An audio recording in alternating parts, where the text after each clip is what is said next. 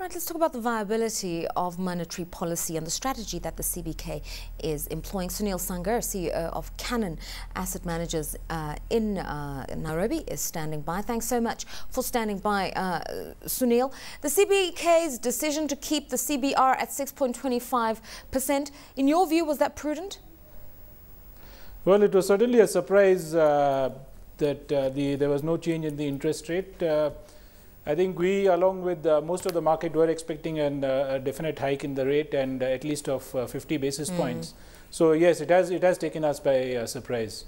I mean, they've argued that they still see pervasive inflationary risks and they don't want to strain the economy and the consumer any further. That's what they are arguing. But we know that with the markets jittery over the last few months, there have been calls for bolder and more significant monetary tightening.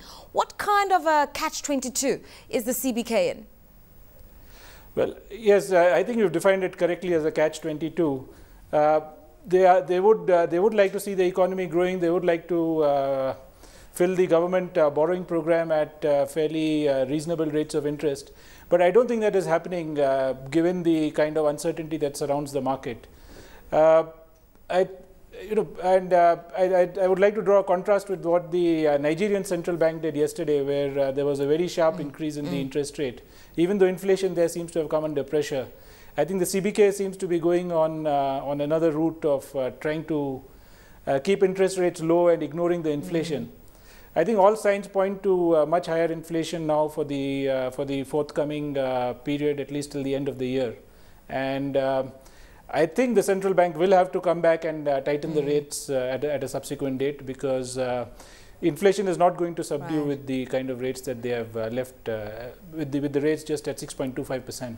I mean, inflation withstanding, that's one concern at over 14.4%.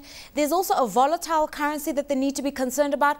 And added to that, it's liquidity within the interbank market, and hence some of the movements we've seen on the overnight rate. What would be a more effective management strategy of all these forces? It is a very difficult situation and a balancing act that the central bank has to play out. I think one of the positive things that they have done to manage the interbank liquidity is to change the method of maintaining the cash ratio, which has been changed from a daily basis to a weekly basis.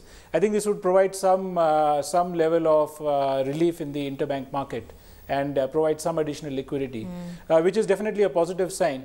But rates, I mean, our view clearly is that rates need to be much higher. The central bank had, for a brief period of about 2 weeks, increased the overnight rate to 8%.